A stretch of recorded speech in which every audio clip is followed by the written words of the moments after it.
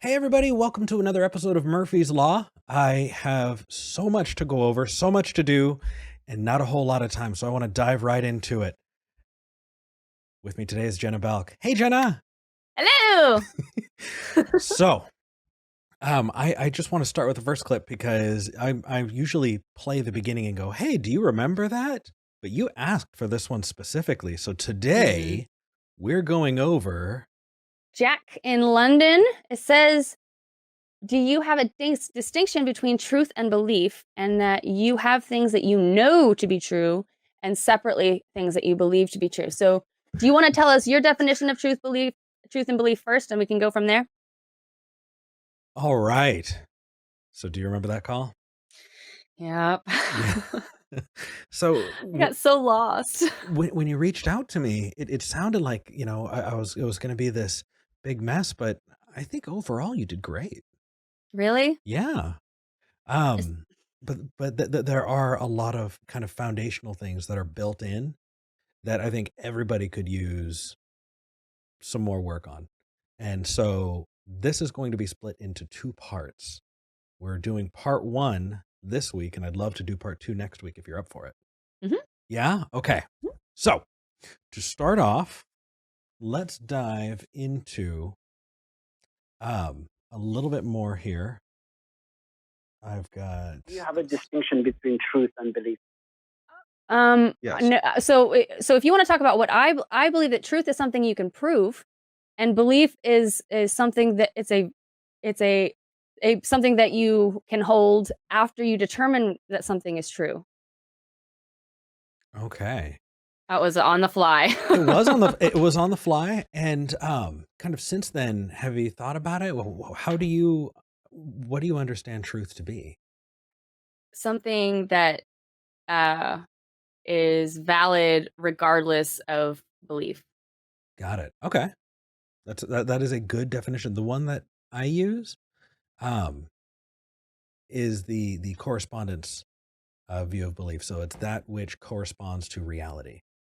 I mean, that's even better. So, well, what I love about the correspondence view is it takes solipsism into account.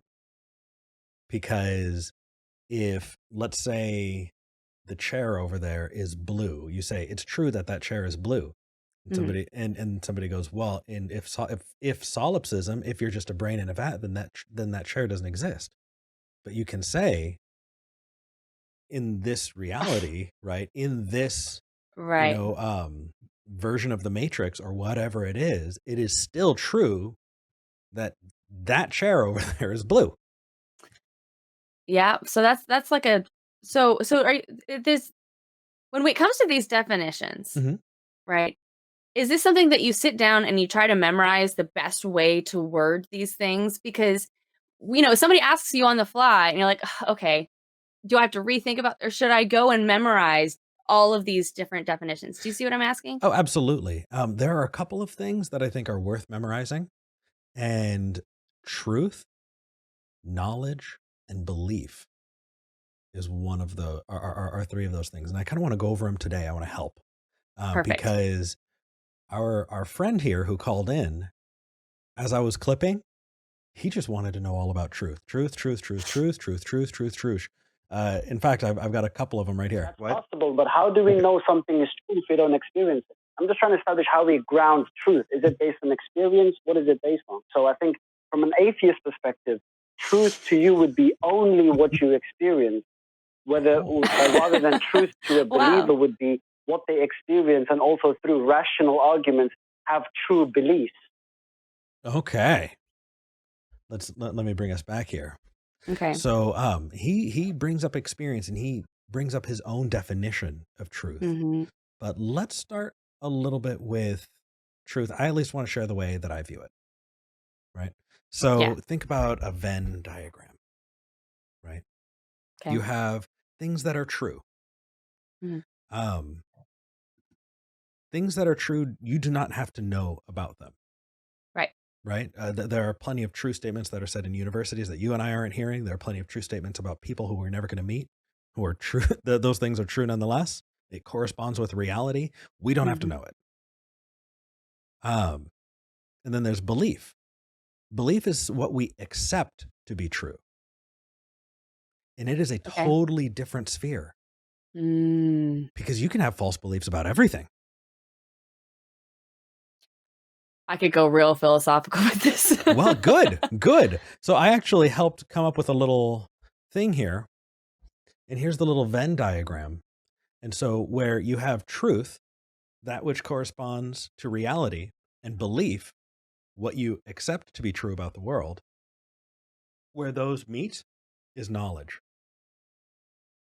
Right? So if it is a thing that you believe and it is true, it is knowledge. You have knowledge about this thing. Could you be Yeah. wrong? You could. And you could be in one of those other spheres, right? It could be something that you don't know that is still true. It could be something that you believe that is not true. Those don't perfectly overlap and they're not completely separate. They have that Mhm. that nice piece. There is another section of, and that has to do with justified, but I actually disagree with it, and that is a lesson for another day. So Justified true belief. justified true belief, Yeah. the JTB definition of knowledge, and I disagree with it, and we're gonna have to go there another because this is enough as is.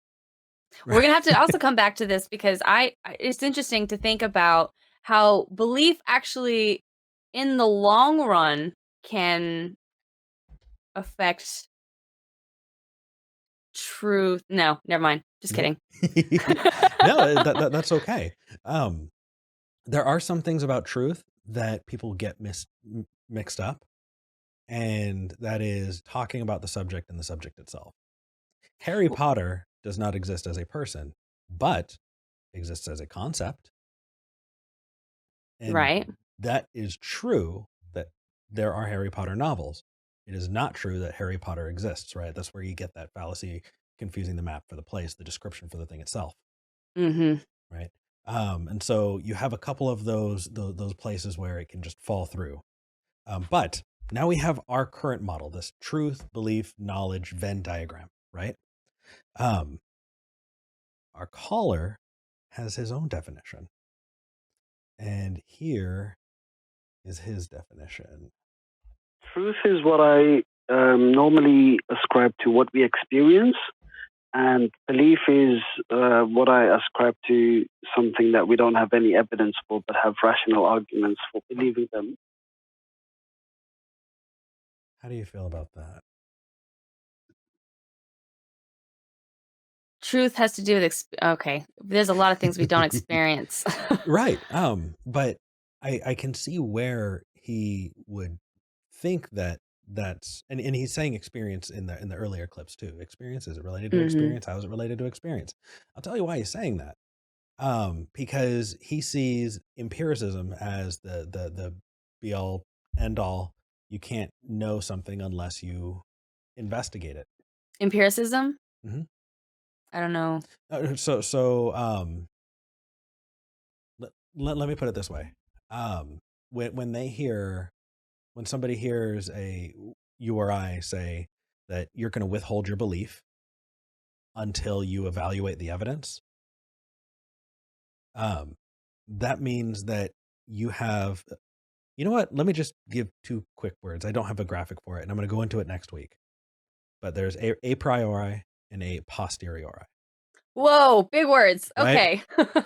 And Was not expecting and that. I'm just going to use the English kind of what comes before and what comes after, Okay. right?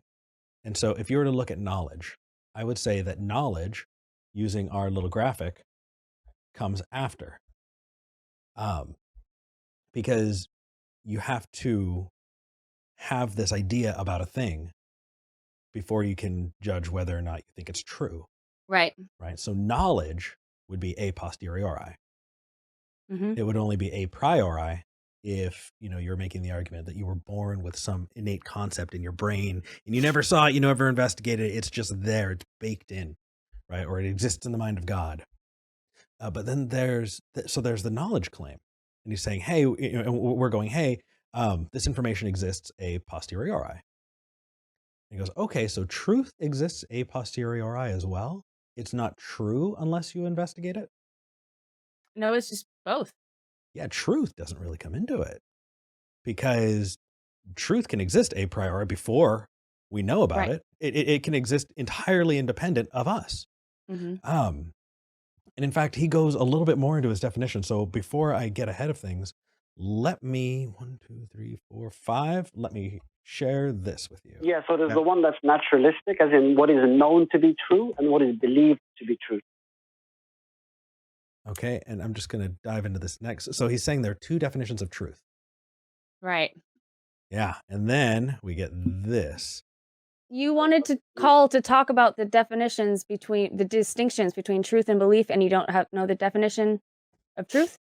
You know what? I think that's fair. So he was saying, how do you view truth? And y'all engage with him. And I cut this a very specific way. I'm cutting it this way because I'm putting the subject matter first. Next Right. week, we're going to apply that subject matter to the call. But he's saying, hey, there are two different versions of truth. He's definitely not using the model that we're using. I did my best to graph what I thought he was saying. Ooh, Right. yeah. And so the way he was talking about it, he was saying that in truth, you have two types. You have that which you experience, and that's what you have evidence for, and that's what you have like this empirical evidence for, and belief. And for him, he chose to define belief as something that you accept to be true without evidence. Yeah, wow. We call that faith, and it doesn't belong in the truth bubble. But Yeah. because his definitions are so off, and the conversation is kind of doing this thing. And there are a couple of times that I saw like Anthony would start to go, or you would start to kind of go into that. There are two times very, very specifically. I should have cut them. And the thing is by the time you start wading through it, it's so confusing. You actually were on the right path and you went, you know what? I think I'm taking us down a rabbit trail. I'm going to bring us back. And anytime that you get that chance to go, hey, you know what? Let's slow down. Let's bring things back is a good decision.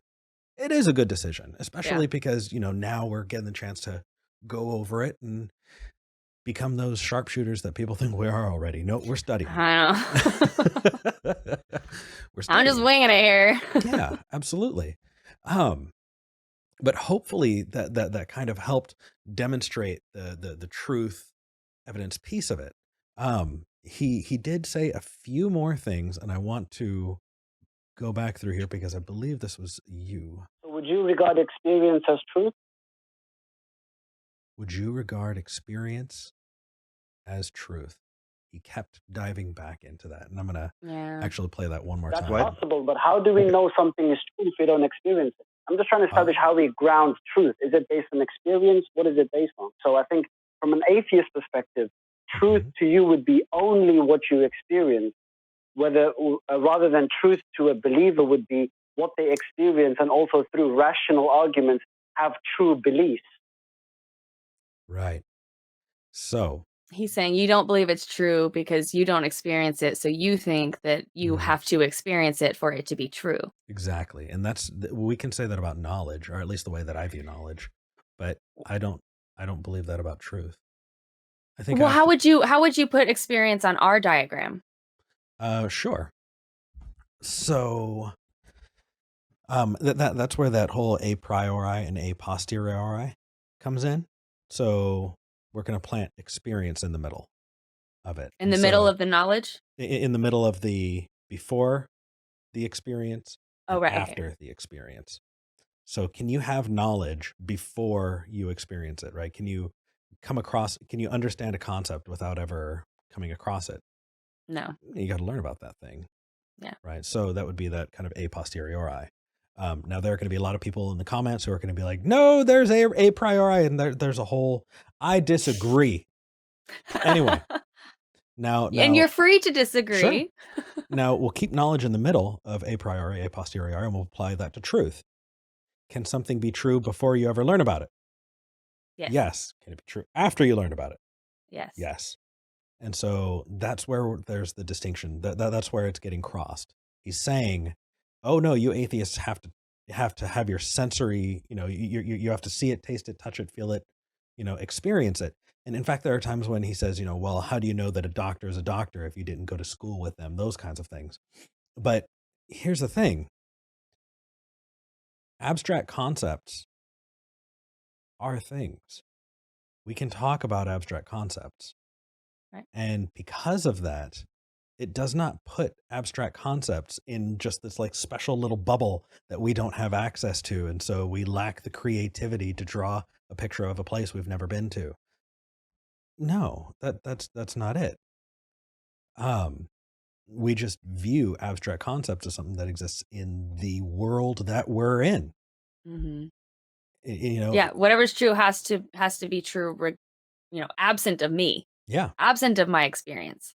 Absolutely. Now there are some word games people will play. And so if we get to a point where we're playing with these concepts very, very, very fluidly, I would love to dive back in and play some word games, which is hilarious. I'll give you just one little example because it makes me happy.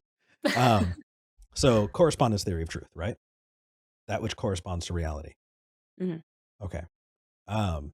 So if you're applying that, right, does it correspond to reality? Then it's true. Mm-hmm. Now I'm going to give you a sentence. Jenna, I am lying to you. Oh, fuck. Is that true? I don't know. Because you No. right? Right. And that's where semantics get in, and that's where we decide, how we apply things and how we understand things. But if anybody has stuck around this far and they want to watch and rewatch that until it's something that makes them very, very upset, awesome.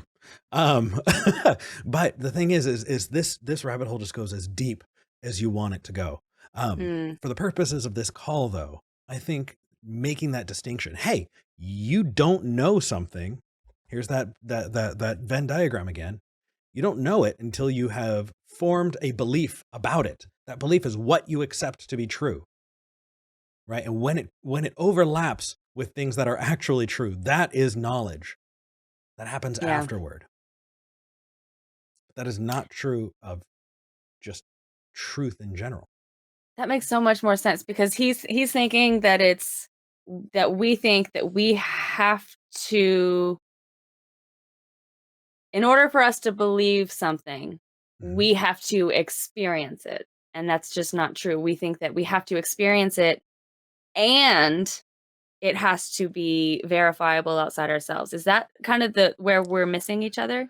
Almost. So he's right about the knowledge thing, right? We're not just going to accept something as true and say we know it until we have a good reason. That's true. We do have to experience and investigate. Absolutely. And so that's true of knowledge, but not of truth. Right. It's different. He's just mixing those two words. So what fallacy is that? Isn't that a fallacy? I believe, yeah. And I believe it's a very easy one that I'm going to completely miss. Like a semantic. Yeah. You know what? I'm sure people write it in the comments, let us know, and then we'll address it on the next episode. Cool. Because that would make me really happy. Let's get some involvement. And I'd love to see what people think about this concept as well.